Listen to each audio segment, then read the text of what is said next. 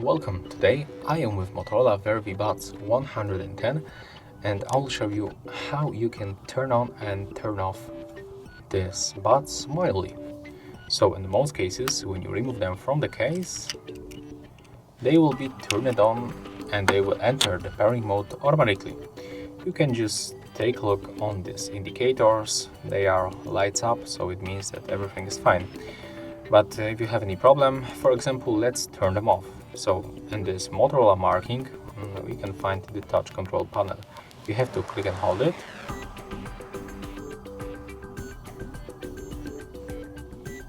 When they blinks at the same time on the red color, it means that they are turned off.